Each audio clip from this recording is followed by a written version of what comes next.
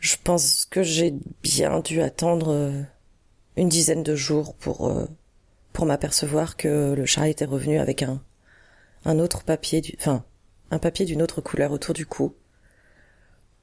J'étais si contente. Et puis, c'est la curiosité. Qu'est-ce qu'il va y avoir dans ce mot? Qui ça va être? Qui me répond?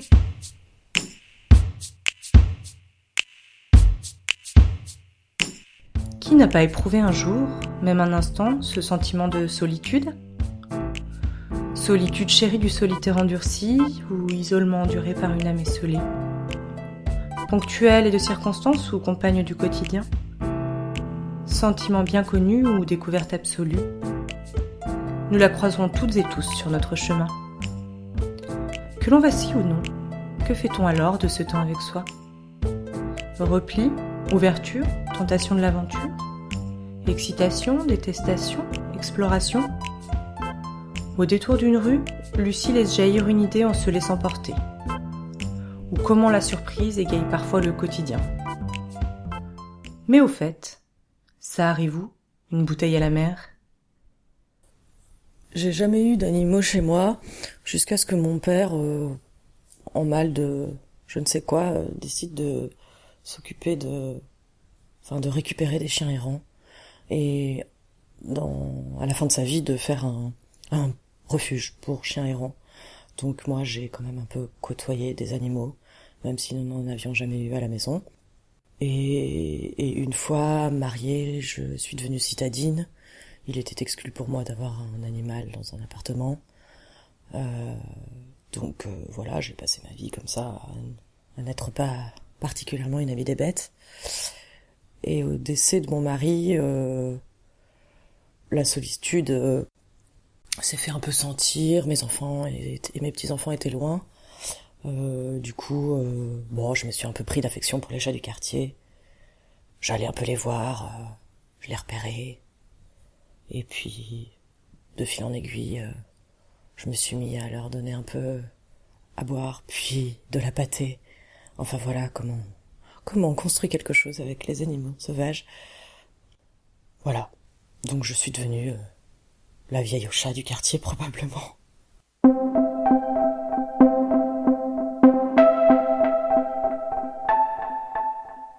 Quand au bout du 2e mois, le gouvernement a décidé qu'ils allaient nous autoriser qu'1 heure d'internet par jour en fonction de notre mois de naissance, je peux vous dire que là ça a été difficile pour tout le monde. Certains ont utilisé cette heure pour travailler, d'autres pour quand même continuer à communiquer avec les gens en dehors de leur foyer, ce qui était mon cas. Mais bon, 1 heure par jour sur 24, ça fait pas BZF. Hein. Donc il fallait bien s'occuper un peu plus. Donc j'ai passé un peu plus de temps dehors avec ces chats, quoi.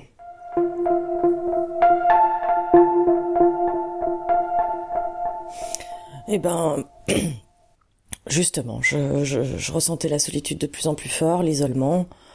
Je commence à vieillir, il nous reste peu d'amis. Et du coup, je me suis dit, tiens, un jour, une petite idée folle, si je lançais une bouteille à la mer, si je mettais un petit mot au cou du chat. Et bon, c'était un peu farfelu, mais je me suis dit que j'avais pas grand-chose à perdre. La difficulté la plus grande finalement a été de choper un chat qu'il accepte d'être pris dans les bras et d'avoir un petit papier roulé autour de son cou.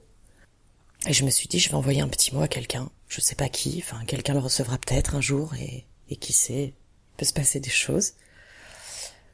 Donc j'ai réussi à choper Mistigris, je lui ai enroulé un petit mot avec écrit un truc bateau du type chat du Chava. Et puis vaille que vaille, j'ai fait partir le chat, quoi. En me disant que peut-être au premier coup de grattage, le petit mot partirait, mais j'avais pas grand-chose à perdre.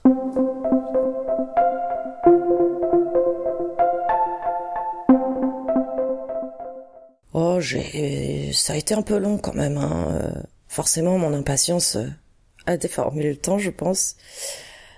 Le chat revenait, mais le mot était plus là. Je pense que j'ai bien dû attendre une dizaine de jours pour m'apercevoir que le chat était revenu avec un autre papier, un papier d'une autre couleur autour du cou. J'étais si contente. Et puis, c'est la curiosité. Qu'est-ce qu'il va y avoir dans ce mot? Qui ça va être? Qui me répond?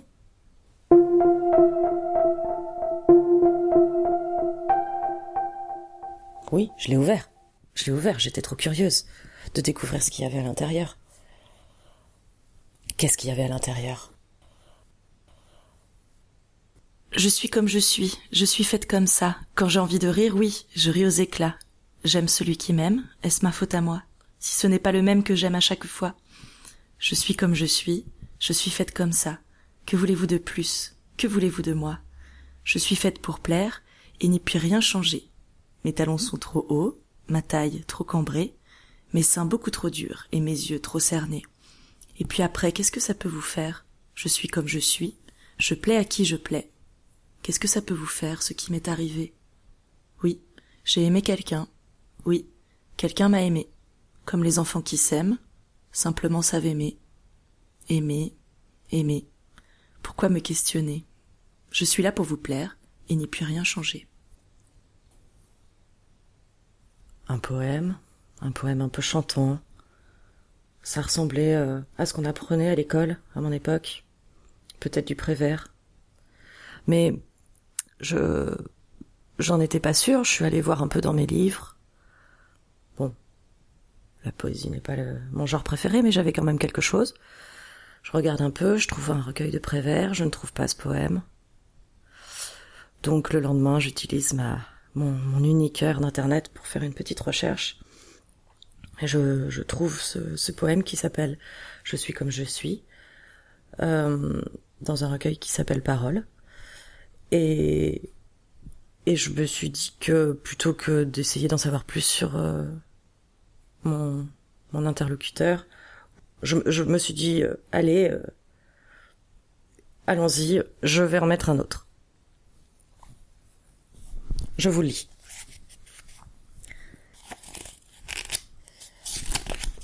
Démons et merveilles, vent et marée, au loin déjà la mer s'est retirée, et toi, comme une algue doucement caressée par le vent, dans les sables du lit, tu remues en rêvant. Démons et merveilles, vents et marées, au loin déjà la mer s'est retirée, mais dans tes yeux entr'ouverts, 2 petites vagues sont restées. Démons et merveilles, vents et marées, 2 petites vagues pour me noyer. Bon bah allez, c'est reparti, un petit tour de mistigris et on voit ce qui se passe. Peut-être que ça arrivera à quelqu'un d'autre et finalement, pourquoi pas?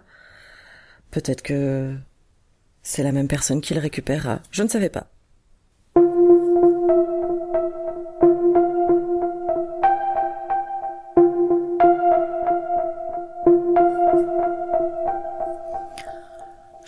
J'ai pas l'impression d'avoir imaginé un quelconque interlocuteur. Par contre, moi, je me suis sentie un peu comme une jeune fille. Cette excitation, ce mystère, mais j'avais pas vraiment envie de dénouer ce mystère. C'est ça qui est rigolo aussi. Du coup, je me suis dit qu'on pourrait s'échanger des poèmes, et puis c'est tout. J'avais pas d'attente. Ça a marché. Ça a continué quelque temps. Je pense que c'était la même personne parce que le papier était toujours rose pâle. Ce qui me faisait dire que ça devait être la même personne, et nous avons échangé quelques poèmes de Prévert. Et puis un jour, plus rien. Je sais pas si c'est dû à Mistigris, ou si c'est la vie. Vous venez d'écouter Les Petits Papiers, 5e épisode de votre série Transmission, une production Copains comme Covid. Introduction Pascal Crozet. Scénario Laureline Goudard et Cécile Pozzoli. Réalisation, mixage, montage et musique originale par Maxime Vidal, avec les voix de Laureline Goudard et Cécile Pozzoli.